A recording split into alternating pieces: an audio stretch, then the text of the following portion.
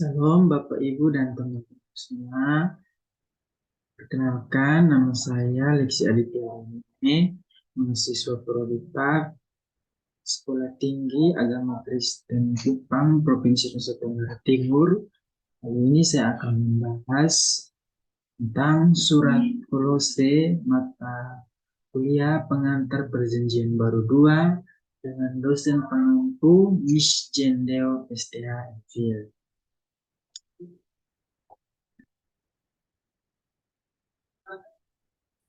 Kali ini kita akan membahas tentang surat di Kolose dengan latar belakang, penulis, tempat, tahun dan penerima, tujuan penulisan, garis-garis besar, pokok-pokok teologis, hubungan kitab, dan praktik.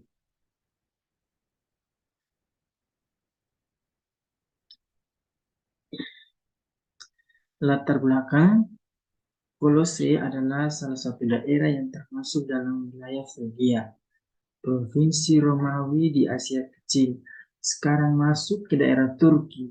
Beratus tahun sebelum zaman Rasul Paulus, Kolose adalah sebuah kota utama di Asia Kecil yang terletak di Sungai Likus dan berada dalam rute perdagangan besar timur barat dari Efesus di Laut Aegea dan Sungai Efrat. Pada abad pertama, Kolose mengalami penurunan menjadi kota pemasaran tingkat 2 yang jauh melebihi kota-kota tetangganya, yaitu Laodikia dan Hierapolis. Kita baca dalam Kolose pasal 4 ayat 3. Paulus sebenarnya tidak menginjili atau mengajar secara langsung jemaat di Kolose, karena dalam surat ini Rasul Paulus mengatakan bahwa jemaat Kolose tidak mengenal dia secara pribadi. Kita baca dalam Kolose pasal 2 ayat 5. Jemaat di Kolose diinjili dan diajar oleh Epafras, Kolose pasal 1 ayat 7, yang kemungkinan besar adalah hasil didikan Paulus selama pelayanannya di Efesus. Kemungkinan juga sebagian jemaat di Kolose adalah jemaat yang bertobat pada hari Pentakosta ketika Petrus berkhotbah, karena pada saat itu banyak orang yang datang dari berbagai daerah termasuk Frigia. Nah, Epafras inilah yang kemudian mengunjungi Paulus di dalam penjara Roma serta menceritakan tentang keadaan jemaat di Kolose. Saat menulis surat ini, Epafras masih bersama Rasul Paulus, karena Rasul Paulus menyampaikan salam dari Epafras kepada jemaat. Surat ini dibawa sendiri oleh Titus seperti beberapa surat Paulus lainnya, yaitu Efesus, Titus, serta Onesimus, budak Filemon yang kabur namun kemudian bertobat di bawah bimbingan Rasul Paulus. Kedua orang inilah yang dikirimkan Rasul Paulus untuk mengunjungi jemaat di Kolose sambil membawa surat itu. Pada masa itu ada ajaran-ajaran sesat yang berkembang di jemaat Kolose. Itulah sebabnya mengapa Epafras mengunjungi Rasul Paulus dan meminta Rasul Paulus menulis jemaat. Surat ini kepada jemaat di Kolose. Dan berikut siapa penulis surat ini. Kemungkinan besar penulis ini adalah Rasul Paulus dan Timotius. Kita baca dalam Kolose pasal 1 ayat 1. Namun penulis sah dari surat ini adalah Rasul Paulus sendiri. Beberapa kali dia menggunakan kata aku. Ada beberapa pertentangan mengenai keaslian bahwa Pauluslah yang menulis surat ini. Karena hal ini adanya kebingungan tentang ajaran gnostik yang dijelaskan Rasul Paulus pada surat ini. Gnostik ini berkembang pada abad kedua, sehingga sangat tidak mungkin penulisnya adalah Rasul Paulus, sedangkan Rasul Paulus itu meninggal pada abad pertama Masehi.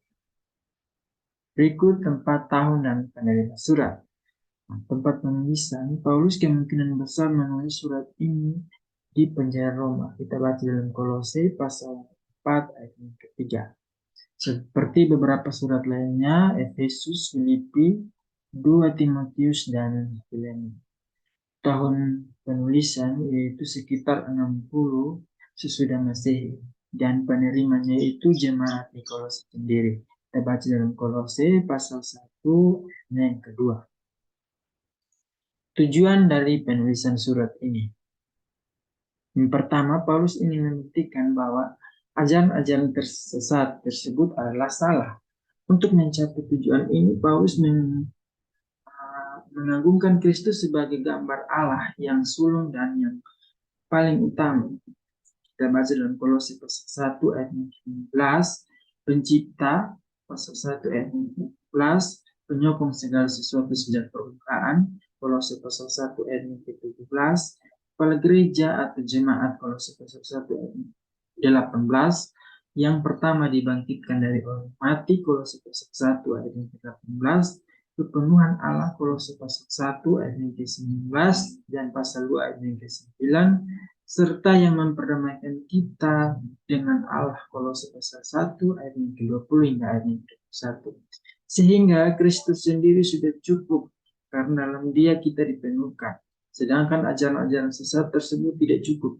Karena itu adalah filsafat yang kosong dan palsu. Serta tidak dapat memperbaiki sifat manusia yang berdosa. Yang kedua, meminta jemaat meninggalkan segala keinginan duniawi yang besar. Kolose pasal 2 ayat yang ketiga dan ayatnya pasalnya yang ketiga ayat yang kelima. Tujuan yang berikut yaitu meminta jemaat untuk saling menghormati sebagai sesama orang percaya. Kita baca dalam Kolose pasal 3 ayat yang ke-18 hingga pasalnya yang keempat ayatnya yang pertama.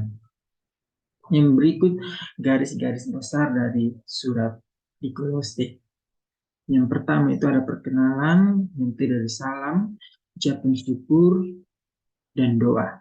Yang kedua itu keutamaan Kristus, yang ketiga itu pelayanan Paulus kepada jemaat yang meliputi pelayanan untuk kepentingan gereja, perhatian terhadap kesejahteraan spiritualitas para pembacanya. Yang keempat itu kebebasan dari peraturan manusia melalui hidup dengan Kristus, meliputi peringatan untuk waspada terhadap guru-guru palsu, permintaan untuk menolak guru palsu, dan analisis terhadap ajaran-ajaran sesat. Yang berikut itu peraturan-peraturan hidup kudus, terdiri dari hidup lama dan hidup baru, peraturan dalam kehidupan berkeluarga atau tangga, dan instruksi lanjutan, serta yang terakhir itu salam penutup. Kita masuk kepada muatan teologis. Yang pertama itu surat Paulus untuk jemaat Kolose menggambarkan keseluruhan pemahaman teologi untuk menolong pembacanya menemukan manusia yang asli dan kematangan spiritual yang sesuai dengan keinginan Tuhan untuk umatnya. Tuhan itu memberikan penghakiman yang adil dan bijaksana. Dia mengutus anaknya untuk mencapai perdamaian. Yesus yang menangani dosa manusia dengan mati di kayu salib agar kehidupan yang diberikan kepada umat. Hidup umat yang benar diungkapkan melalui hidup yang benar, yaitu melalui ungkapan iman percaya mereka dan dengan memberi diri untuk dibaptis dalam Yesus Kristus. Paulus dalam suratnya ini pada intinya hendak menyorahkan pemahamannya akan beberapa tema teologi besar. Yang kedua, adanya makna yang ditujukan kepada gereja. Roh Kudus dan gereja terletak jejak-jejak yang dapat membantu pemahaman tentang bagaimana membawa pesan teks kuno ke dalam situasi sekarang ini. Paulus bermaksud agar suratnya ini dibaca dalam gereja. Hal ini pula mengingatkan gereja bahwa gereja tidak dapat memahami surat-surat Rasul Paulus tersebut secara murni. Tetapi setiap orang Kristen yang dewasa itu harus bertanggung jawab terhadap iman percayanya. Dan setiap orang Kristen harus hidup dalam kebenaran dan itu menjadi tetap dalam kehidupan jemaat. Yang berikut, Paulus menulis surat ini untuk memastikan jemaat di Kolose adalah warga kerajaan Allah. Tidak ada keraguan atas pernyataan ini menjadi bukti iman kepada Kristus. Menurut Rasul Paulus, gereja adalah tubuh Kristus dan memiliki tugas untuk bersaksi bagi dunia tentang kerajaan Allah. Hubungan kitab ini dengan kitab yang lain. Seperti halnya jemaat mula-mula di tempat lain, kelegalistikan orang Yahudi di Kolose menjadi perhatian utama Rasul Paulus. Begitu berbedanya konsep keselamatan melalui anugerah dengan konsep keselamatan memberi kepada Tuhan menjalani hukum Taurat tampaknya begitu sulit untuk diterima. Sebagai akibatnya ada usaha terus-menerus dari kaum legalistik untuk menambahkan ini dan itu dari ritual hukum Taurat kepada iman yang baru ini. Di antara mereka saat itu masih ada tuntutan untuk menyelamatkan diri, terutama di kalangan orang Kristen Yahudi. Paulus melawan ajaran sesat ini di Kolose pasal 2 ayat yang ke-11 hingga 15, di mana ia menyatakan kalau sunat itu tidak lagi diperlukan karena Kristus telah datang. Yang penting adalah sunat hati, bukan daging, yang otomatis membuat ritual hukum Taurat itu tidak lagi diperlukan. Itu kita baca dalam Ulangan pasal 10 ayat yang ke-16, pasal 30 ayat yang ke-6, Yeremia pasal 4 ayat yang ke-4, dan pasal 9 ayat yang ke-26, Kisah Para Rasul pasal 7 ayat yang ke-51, dan dalam Roma pasal 2 ayat yang ke-29. Praktik yang dapat kita lakukan. Walaupun Paulus menyoroti banyak hal, pengajaran yang paling utama yang bisa kita terapkan dari surat ini adalah keinginan untuk menggantungkan diri sepenuhnya dan seutuhnya kepada Kristus dalam kehidupan kita, baik untuk keselamatan dan penyelesaian kita. Kita mesti benar-benar tahu dan memahami Injil supaya tidak dituntun kepada ajaran-ajaran legalistik dan berbagai penyesatan. Kita mesti waspada terhadap segala penyimpangan yang bisa menggeser kemutlakan Kristus sebagai Tuhan dan Juru Selamat. Setiap agama yang berusaha menyatakan dirinya sebagai kebenaran dengan menggunakan kitab yang disebut-sebut memiliki otoritas setara Alkitab, atau yang menyatakan bisa menuntun seseorang melalui usaha tertentu dalam meraih keselamatan, hendaklah itu dihindari. Agama lain tidak bisa digabungkan atau ditambahkan pada Kristen. Kristus memberikan kita sebuah standar mutlak untuk berlaku moral. Kekristenan itu lebih mengenai keluarga, jalan hidup, dan hubungan, bukan agama. Perbuatan baik, astrologi, okultisme, dan horoskop tidak bisa menyatakan jalan Tuhan. Hanya Kristus yang bisa. Kehendaknya dinyatakan melalui perkataannya, surat cintanya kepada kita yang harus kita baca dan kita pahami baik-baik. Kesimpulannya bisa kita pelajari dari kitab surat di Kolose ini. Surat di Kolose ini ditulis dengan maksud jelas untuk melawan ajaran sesat yang sedang marak pada saat itu di Kolose, yang tentu saja akan membahayakan eksistensi gereja. Walau kita tidak tahu apa yang dituliskan kepada Paulus sebelumnya, surat ini merupakan balasan atas surat yang dikirimkan kepadanya itu. Dalam surat ini terlihat jelas bahwa ia sedang berurusan dengan ajaran sesat mengenai Kristus, terutama mengenai kemanusiaan dan keilahian. Paulus kembali harus melawan ajakan untuk mengingatkan diri dan tunduk kepada tradisi Taurat lainnya.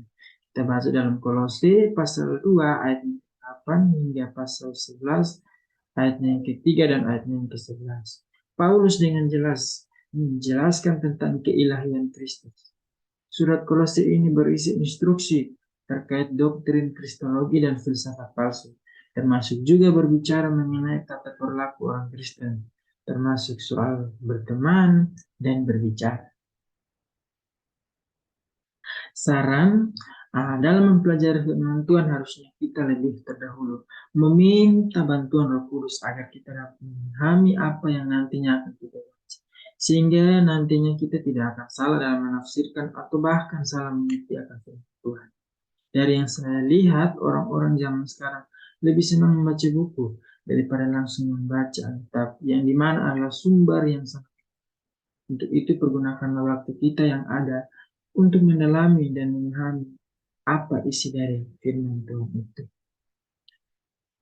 Sekian dari saya, kiranya Tuhan Yesus memberkati kita semua, dan apa yang saya bawakan ini boleh menjadi berkat bagi kita semua. Terima kasih, Tuhan Yesus memberkati. Shalom.